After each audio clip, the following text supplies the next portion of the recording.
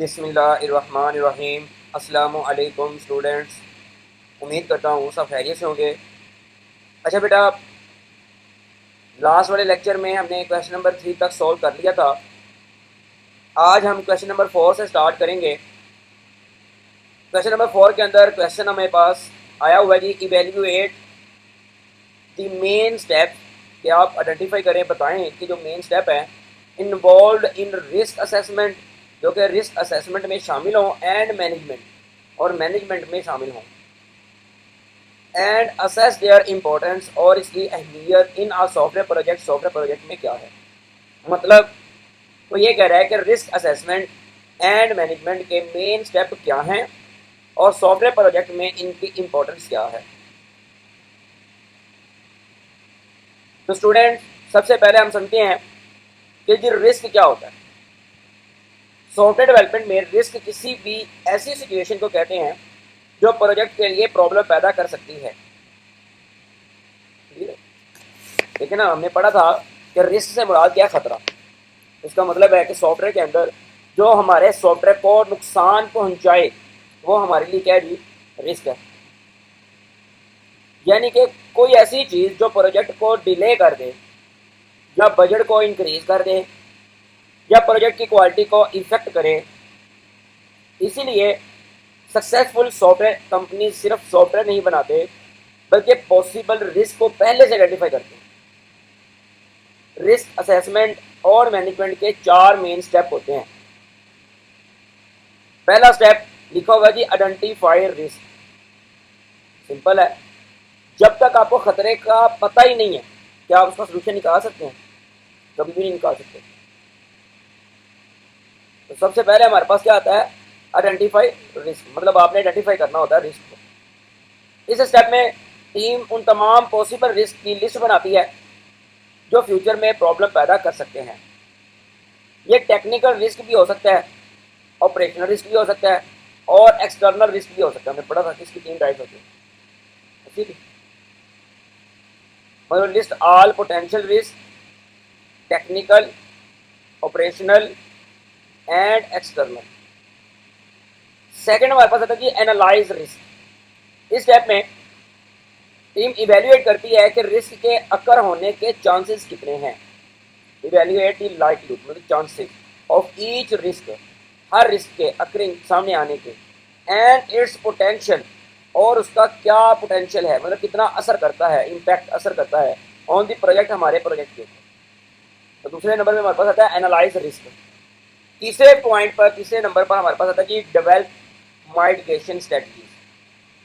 मतलब for each significant risk, हर एक risk के लिए डेवलप अ प्लान, आप एक प्लान बनाएं टू रिड्यूस इट्स लाइवलीहुड, जिससे उसके अमकान क्या हो जाए, कम हो जाए, और या मिनिमाइज इट्स इम्पैक्ट, या आप उसके असर को कम कर दें। मतलब वो खत्म नहीं हो रहा, लेकिन हम उसके असर को क्या कर रहे हैं जी, कम कर रहे हैं, ताकि वो आपके सॉफ्टवेयर को कम नुकसान पहुंचाए, ना होने के बराबर नुकसान पहुंचाए। और चौथा स्टेप हमारे पास आता है जी, मोनिटर एंड रिव्यू। मतलब जब आप कंटिन्यूसली इसको मोनिटर करेंगे फॉर न्यू रिस्क, कोई नया रिस्क भी आ सकता है, एंड रिव्यू एग्जिस्टिंग रिस्क, और जो आपके पास पहले से रिस्क मौजूद है आप उसको भी रिव्यू करें, उसको भी चेक करें, टू एडजस्ट स्ट्रेटजीज, ताकि आप उसकी स्ट्रेटजीज को एडजस्ट करें एज नेसेसरी, ज़रूरत के मुताबिक। अब हम बात करते हैं जी इसकी इंपॉर्टेंस की। मतलब इसकी इंपॉर्टेंस क्या है। The step let a team anticipate problem before they occur, reduce the chances of delay, budget occurring, and help, और मदद करता है ensure the project is completed तो successfully, अच्छे अंदाज में, within time and cost estimates, जो आपने टाइम और कॉस्ट एस्टिमेट किया है, तुक्का लगाया हुआ है या गैस किया हुआ। इसकी जो इंपॉर्टेंस है वो यही है कि इनकी वजह से आपका जो प्रॉब्लम है या आपका जो सॉफ्टवेयर है वो सक्सेसफुली टाइम के साथ और कॉस्ट के साथ कंप्लीट होगा। ठीक है ना जी। तो सिंपल आप ये याद रखें कि identify risk, analyse risk, develop mitigation strategy, और मॉनिटर एंड रिव्यू, ये 4 स्टेप हमारे पास आते हैं रिस्क असेसमेंट एंड मैनेजमेंट के। क्लियर है जी। उम्मीद है क्वेश्चन नंबर 4 आपका जो है वो क्लियर हो गया होगा। तो स्टूडेंट्स, अब हम शॉर्ट क्वेश्चन नंबर 5 की तरफ चलते हैं जी। क्वेश्चन नंबर 5 में लिखा हुआ है एक्सप्लेन द पर्पस। आपने पर्पस बताना है इसका of a use case diagram, use case diagram का इन अ सॉफ्टवेयर डेवलपमेंट, सॉफ्टवेयर को डेवलप करते हुए। हमने पढ़ा था कि यूज केस डायग्राम असल में यूजर के पर्सपेक्टिव को मद्देनजर रखते हुए ये बताता है कि यूजर क्या क्या काम परफॉर्म कर सकता है। फॉर एग्जाम्पल ये हमारा जो है जी एक सिस्टम है जी, ठीक है। सिस्टम के बाहर हम क्या करते थे जी, एक एक्टर बना लेते थे, मतलब जो जो एक्टर हमारे पास ज़रूरी हैं हम वो एक्टर डिसाइड कर लेते थे और फिर उसके बाद हम उसके अंदर जो है वो यूज़ केस बनाते थे। याद होगा आपको, हमने लाइब्रेरी मैनेजमेंट वाली एग्जांपल भी डिस्कस की थी और मोबाइल एप्लीकेशन वाली भी जो है वो हमने डिस्कस किया था एचटीएमएल मोबाइल ऐप के लिए। तो यहाँ पे वही बात दोबारा से जी, पर्पस, इसका मेन मकसद क्या है। तो यूज़ के डायग्राम यूएमएल की सबसे ज़्यादा इस्तेमाल होने वाली डायग्राम में से एक है। इस डायग्राम में मेन पर्पस सिस्टम की फंक्शनल रिक्वायरमेंट्स को आइडेंटिफाई और डॉक्यूमेंट करना होता है। फंक्शनल रिक्वायरमेंट्स को आइडेंटिफाई करना होता है। क्यों? दे हेल्प, ये मदद करता है इन आइडेंटिफाइंग, ताकि आपको शनाख्त हो सके, एंड डॉक्यूमेंटिंग, ताकि आप उसको जो है वो रिटन फॉर्म में लिख सकें। दिस फंक्शनल रिक्वायरमेंट्स, वो तमाम रिक्वायरमेंट जो कि आपकी फंक्शनल में आती हैं और किस सिस्टम के अंदर, ठीक है। अंडरस्टैंड यूज़र इंटरेक्शन, इसका जो दूसरा फ़ायदा है, दूसरा पर्पज़ है वो है जी, इससे क्या हो जाती है, समझ आ जाती है यूज़र के इंटरेक्शन के, यूज़र क्या क्या काम परफॉर्म करेगा। दे इलिस्ट्रेट हाउ डिफरेंट यूज़र्स, कि कैसे डिफरेंट जो है वो यूज़र्स हैं, एक्टर्स हैं, विल इंटरेक्ट, कि वो इंटरेक्ट करेंगे विद सिस्टम, सिस्टम के साथ, मतलब वो सिस्टम को कैसे चलाएंगे। यूज़र है मतलब एक ऑर्डर करने वाला है, वो कैसे चलाएगा, जो उसको मैनेज करने वाला है वो कैसे चलाएगा, हर एक का चलाने का, उसको इस्तेमाल करने का मेथड क्या होगा, मुख्तलिफ होगा। Planning and testing, they add in planning, ये आपकी मतलब प्लानिंग के लिए हेल्प आउट होता है ये डेवलपमेंट प्रोसेस के अंदर। And designing test case for validating system functionality, simple है, मैंने आपको बताया भी था कि यूज़ के डायग्राम की मदद से आप प्लानिंग कर पाते हैं। पहली बात आपको आइडिया हो जाता है कि ये यूज़र हैं और ये इसके अंदर फंक्शंस हैं, और कौन सा फंक्शन आपने पहले करना है, कौन सा फंक्शन आपने बाद में करना है, तो डेवलपमेंट के प्रोसेस के अंदर आप उसकी प्लानिंग कर पाते हैं। और साथ ही फिर आप उसको टेस्ट करते हैं कि किसको मैंने पहले टेस्ट करना है और किसको मैंने बाद में टेस्ट करना है, इस चीज़ की आपके पास प्लानिंग आ जाती है। क्लियर है जी। मेन जो है यूज़ के डायग्राम के अंदर मैंने आपको बताया था कि इसमें हमने मेन एक्टर्स और यूज़ केस को जो है वो डिस्कस करना होता है। अगर आपको यूज़ केस का पता है कि मतलब उसके मेन फंक्शंस क्या हैं और एक्टर्स का पता है कि टोटल कितने एक्टर्स हैं, इस चीज़ को रिप्रेजेंट करने के लिए, दिखाने के लिए हमें यूज़ के डायग्राम की ज़रूरत पड़ती है। उम्मीद है कि क्वेश्चन नंबर 5 आपका समझ आ गया होगा।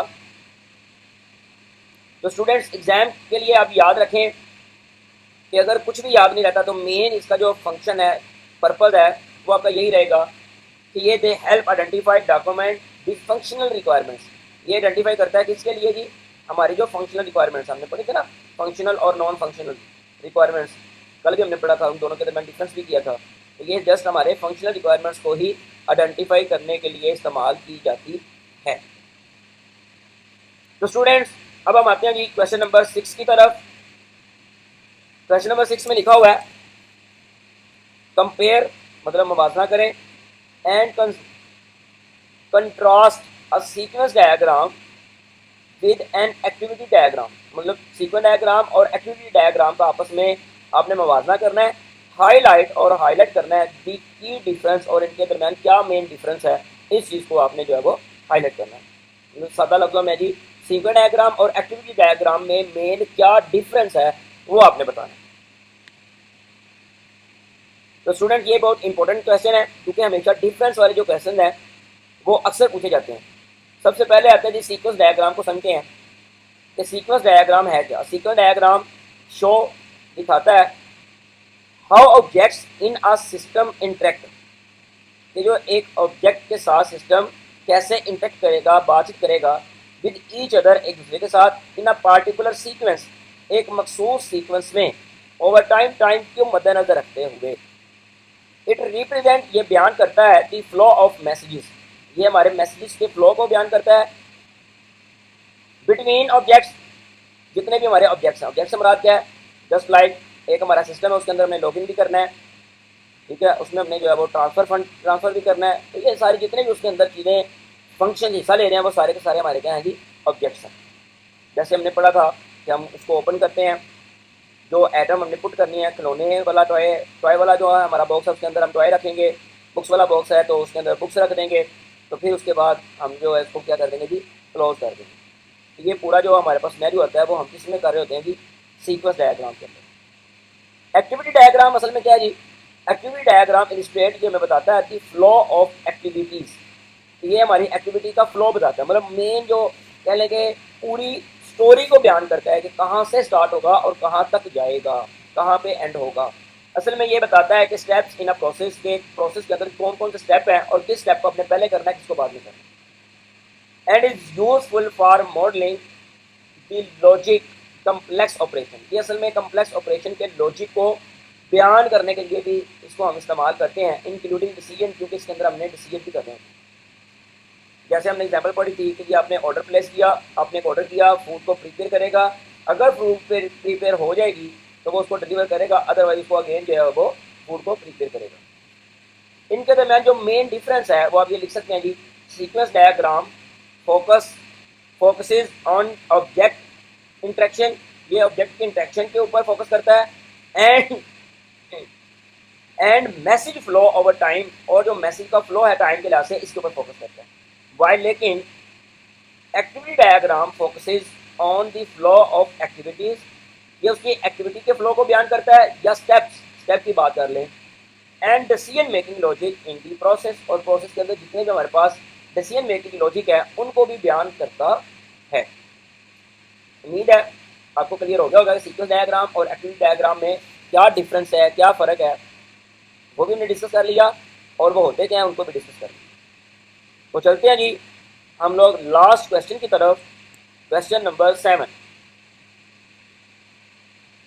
क्वेश्चन नंबर 7 लिखा हुआ है जी, डिस्क्राइब द फैक्ट्री पैटर्न, कि आपने फैक्ट्री पैटर्न को डिस्क्राइब करना है, एंड एक्सप्लेन, और बताना है, हाउ इट डिफर, कि ये कैसे मुख्तलिफ है, फ्रॉम डायरेक्टली क्रिएटिंग, कि अगर आप डायरेक्टली कोई भी चीज़ क्रिएट करते हैं, मतलब ऑब्जेक्ट्स को बनाते हैं, विद एन एग्जाम्पल के साथ।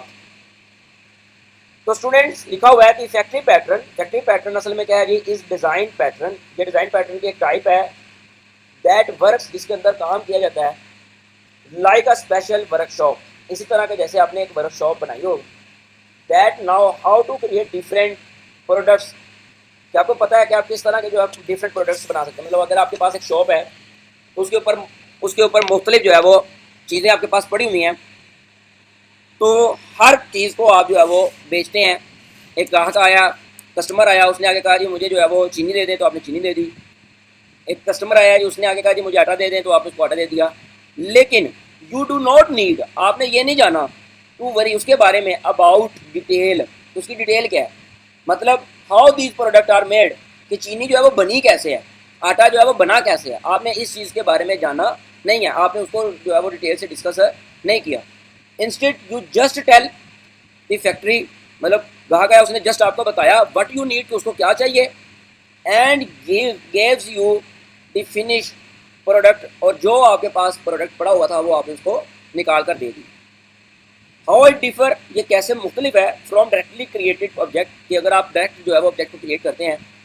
देखो भाई जी, व्हेन यू क्रिएट ऑब्जेक्ट्स, जब आप ऑब्जेक्ट को क्रिएट करते हैं डायरेक्टली खुद ब खुद, योर कोड इटसेल्फ मस्ट, तो फिर आप जो कोड है वो आपको खुद जानना ज़रूरी है। नाउ ऑल दी डिटेल, कि तमाम डिटेल्स को जानना ज़रूरी है।